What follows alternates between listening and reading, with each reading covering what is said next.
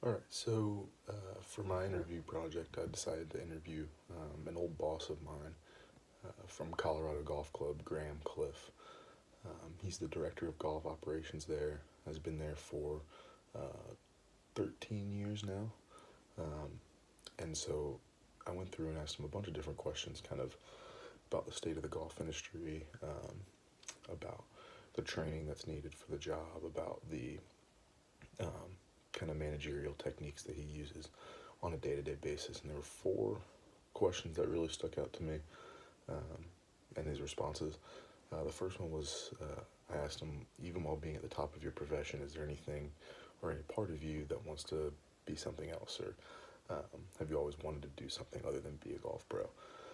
And so he said that he always wanted to be a general manager, which is still something that's very feasible. It's something that I want to do myself. Um, he thinks that his skills can be well suited for managing not only golf but food and beverage as well. Um, and then he even went in talking about how he wanted to be a golf coach in college. Um, his kids are both in college at this point, and one does play college golf. And when he goes to watch those matches, there's a part of him that really misses um, coaching and really kind of influencing young people's lives.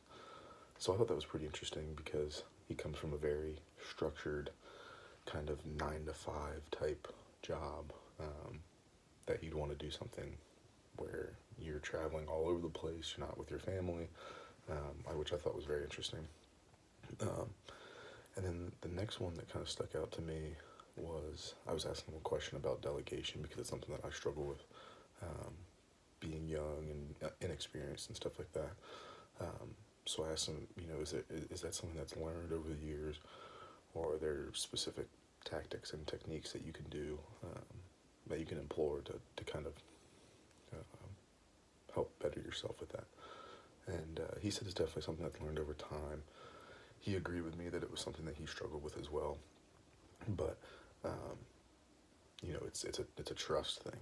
He said, when I finally understand and trust my staff to do their job, then I don't have a problem delegating down. And when I know that they are going to work hard and do the best they can, that makes my job easier to delegate. So I thought that was pretty interesting. And then, you know, showing that you, as the top dog at the facility, aren't too good for any job. He said when they see you doing the grunt work and when they see you doing, the work at the top, they appreciate that you can do both, and that's kind of how you gain that respect of the staff, and that's how you'll be able to get them to do and respond the way that you want them to. Um, this one was a little personal. I said I can recall in my experience working with you that you had an innate ability to manage the entire facility with such ease. I said, what are the few things that you prioritize, um, whether it's member satisfaction or your day-to-day responsibilities in the facility? Um, and he said that the first priority always is the membership. He said, if they aren't here, you aren't going to be there. So, I sort of took that to heart. And he said, um, he shared an example that he was preparing for a tournament that he knew he would be better suited to be out on the course, interacting with members face to face. But he went in and worked all 3 days of that tournament from 4 in the morning until 9, until the tournament started, so that he could get his job done, so that he knew he could be out on the course and not get behind.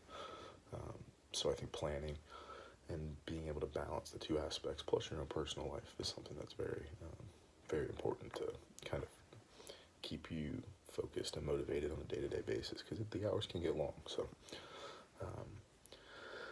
and then a huge thing for me that I look for now that I'm entering the workplace, and something that I find very important, whether I'm a manager or just as a coworker, is self-accountability.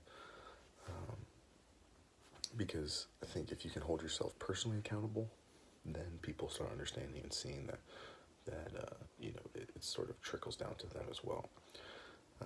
And he said, look, like it's if you hold yourself accountable and you hold them accountable, and there are measurable steps in place to say, hey, X person is doing a great job, or Y person is not doing a good job.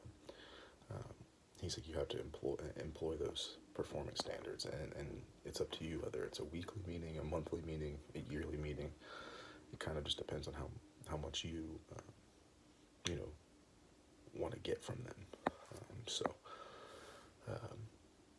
I think that's something very important as a manager, to be able to hold your staff accountable so that they know what they're supposed to be doing, and you can easily measure if they're getting that job done or not.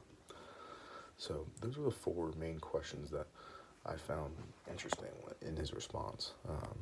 I'll attach the questions and stuff in the submission folder, but it was good to catch up with him. I hadn't talked to him in a couple months now, so it was good to reconnect and pick his brain about different parts of the industry.